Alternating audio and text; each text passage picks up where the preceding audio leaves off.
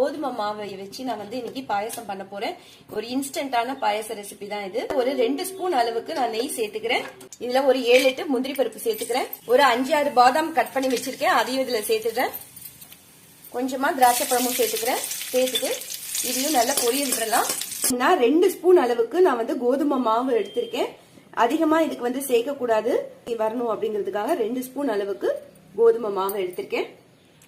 இப்போ மீதி இருக்கிற நெய்லியே நான் இந்த கோதுமை மாவை சேர்த்துக்கிறேன். நல்ல ஒரு வாசனை வரணும்.